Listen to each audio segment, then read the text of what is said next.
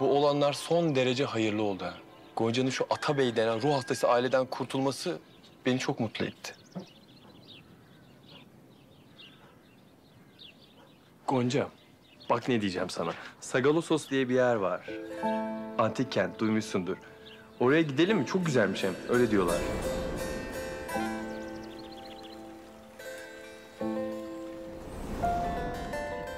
Hiç halim yok.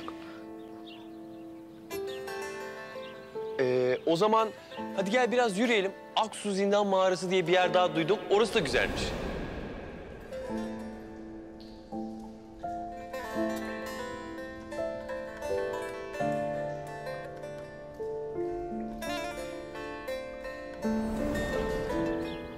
İstemiyorum.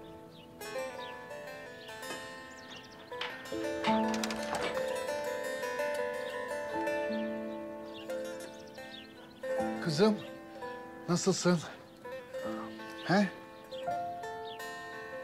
Çürümüş. Bunların hepsinin içi çürümüş.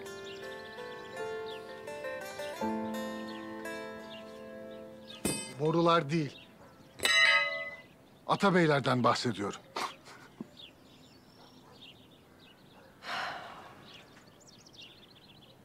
Ne var bence gayet komik yani. Bak ne yapalım biliyor musun? Şimdi gül tarlasına gidelim. Bir tane kuyu kazalım. Biz bize yeteriz. Kendi suyumuzu kendimiz çıkartalım. Olmaz mı? Bak bir de öfkemizi...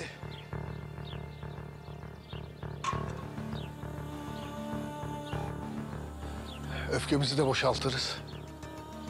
Tarlalar sana haksızlık eden... Yine adı geldi o... O tarlalar sana haksızlık eden insanlarmış, tamam mı? Kazdıkça kazarız. Kazdıkça kazarız, ha? Şurada kürek var. Hadi al. Hadi yürü. Hadi.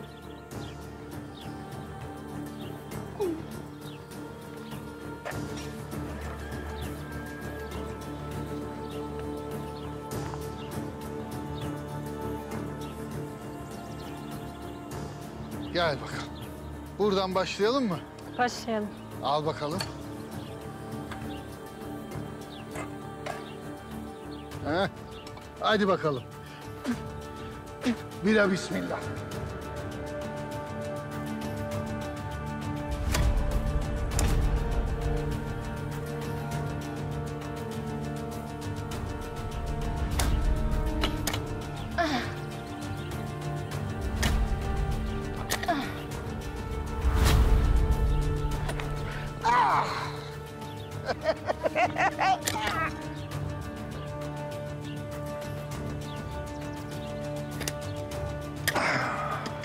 Nasıl?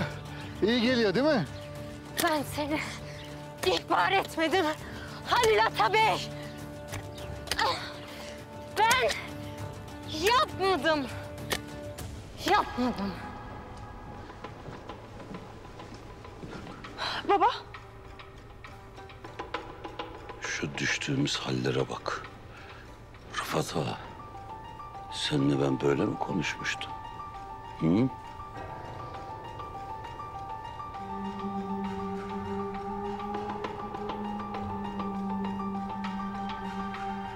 Üzülme kızım. Baba. Üzülme sen.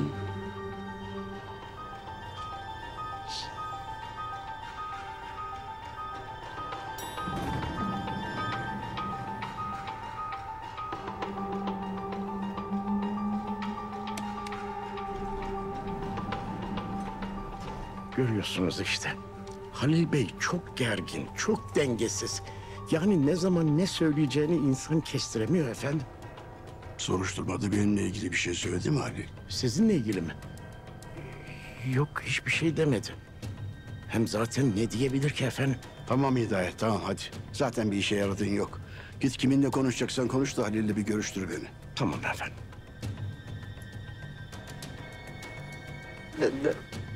Kızım, güzel kızım benim.